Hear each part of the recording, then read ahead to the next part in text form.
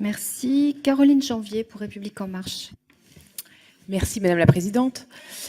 Aujourd'hui, le RSA est le fer de lance de notre politique de lutte contre les inégalités et il faut reconnaître que son efficacité doit être interrogée, notamment en ce qui concerne la politique d'accompagnement des bénéficiaires vers un retour à l'emploi.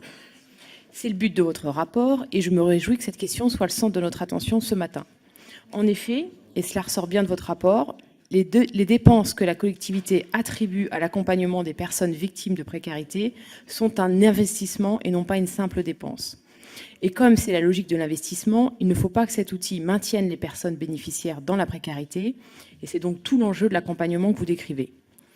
Ma question interroge une partie spécifique de votre rapport et extrêmement importante. C'est le modèle de gouvernance de cette politique publique. Vous expliquez très bien que le département est aujourd'hui l'acteur clé de l'insertion sociale, qui est d'ailleurs assez peu souvent identifié comme tel par nos concitoyens, mais qu'il n'a pas toutes les clés en main et qu'il doit parfois se satisfaire d'une bonne volonté des autres acteurs, pas toujours au rendez-vous, alors même qu'il n'a aucune obligation contractuelle de résultat sur l'accompagnement. On comprend très vite que cette ingénierie de l'action publique n'est pas vertueuse. Ma question est donc la suivante. Vous évoquez la nécessité d'un pacte girondin rationnel et équilibré basé sur un principe de responsabilité des départements qui pourrait être encouragé par des incitations financières basées sur une évaluation stricte. Comment imaginez-vous précisément cette entente contractuelle qui me semble être une très bonne idée ?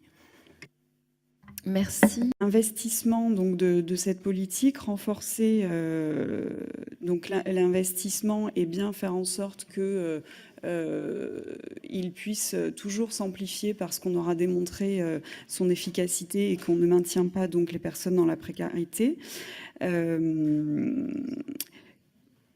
Comment faire en sorte effectivement que tous les acteurs fonctionnent ensemble ?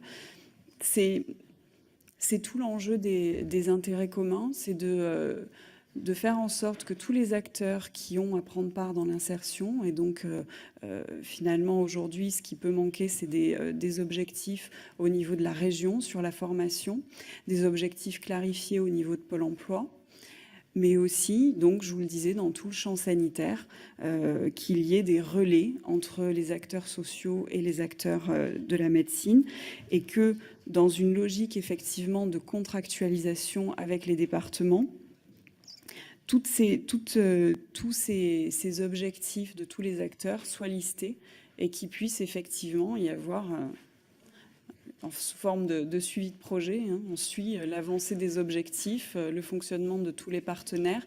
Et donc, c'est là aussi l'enjeu d'une ingénierie sociale, c'est d'avoir des critères de suivi. Parce qu'aujourd'hui, quand on ne suit que le taux de retour à l'emploi, effectivement, le département qui est censé être l'acteur principal et qui traite de l'insertion se retrouve un peu démuni dans les chiffres qu'il met en avant pour agréger tous les acteurs. Donc, il faut partir d'une logique où on parle de bénéfices induits, d'investissement social, et on établit de façon très concrète des critères à surveiller pour justement arriver à cela. Et on agrège tous les acteurs par des objectifs communs.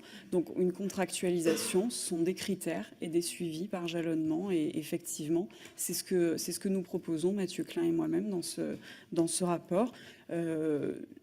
Encore une fois, la gouvernance est toujours sujet à discussion, mais je crois que la contractualisation, à peu près tous les acteurs y adhèrent.